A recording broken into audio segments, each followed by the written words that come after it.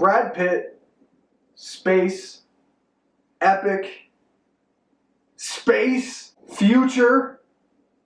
What's not to love?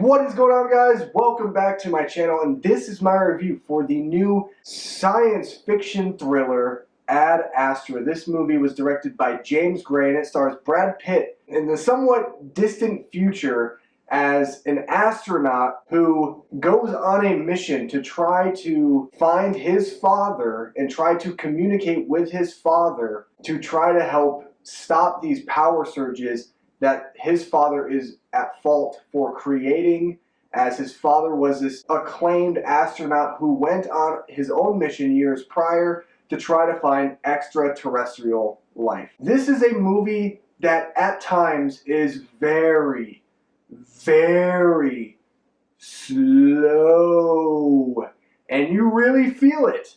This movie's a little over 2 hours, I believe at like 2 hours, 3 minutes, something like that. I kid you not, when I was in the theater, I thought I was in the theater for 4 to 5 hours with certain scenes. I mean, the first act alone takes its time. It really tries to develop the story, tries to develop where we are, and also it's trying to basically tell us this is where Brad Pitt's character is at. We see him in flashbacks of certain events that have happened in his life that have caused him to be this person that he is today. And when you're trying to give all that backstory in your storytelling, it makes for the pacing to kind of slow down because there's really not a lot to grasp at here. There's some great action in the first 15 minutes of the film, but even that felt a little elongated and just very, very slow.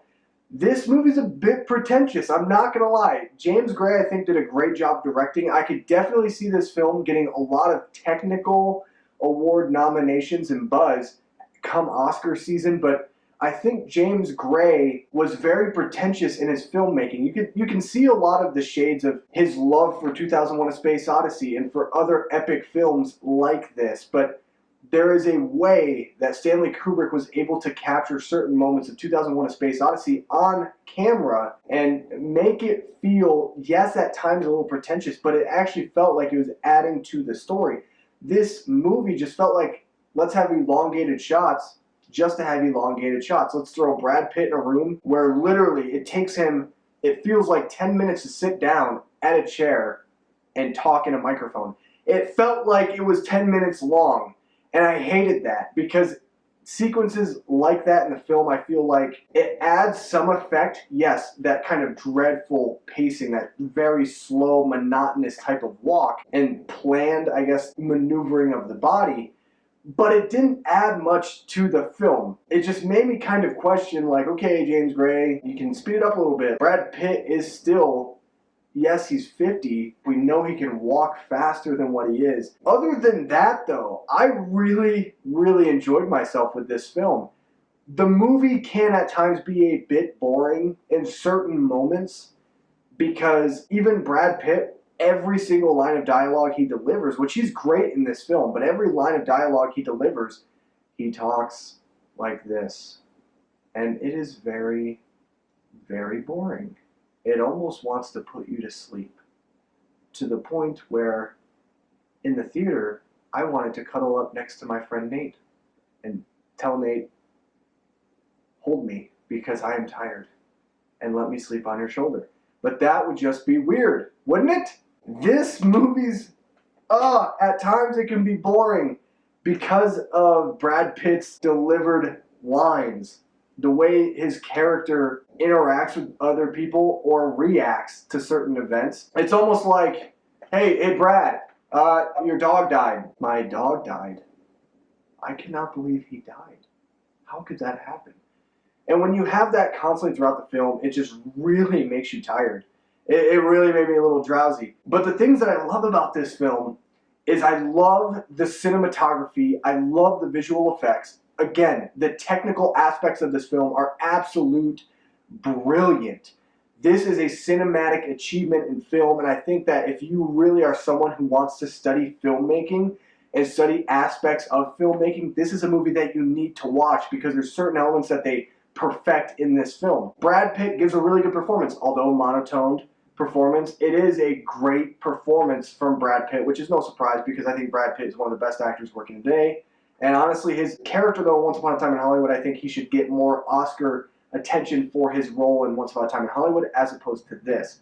This movie also has some really intense moments of great suspense. At certain times in the film, I really found myself to have an elevated heart rate and to kind of really be drawn in with certain aspects of the film.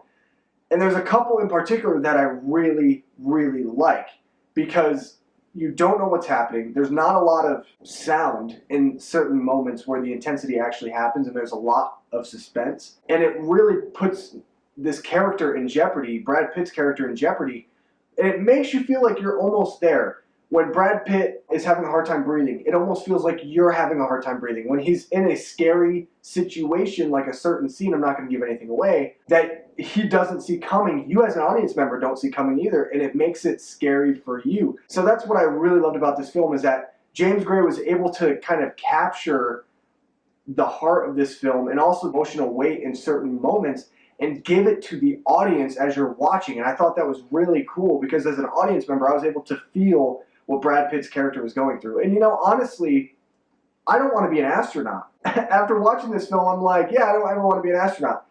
Man, Brad Pitt goes through some crap in this movie. Some terrible things happen to Brad Pitt that are just heartbreaking. And it really makes the movie feel like there are always stakes. Even when the movie gets slow and bogged down, it still feels like there are stakes. There's kind of like a time limit, and you're running out of time. And so there are some amazing moments in this film. There are iconic moments that I feel like people will be talking about for years to come in this movie. I think this is a really good film. I think it is a little slow. It can be a bit pretentious.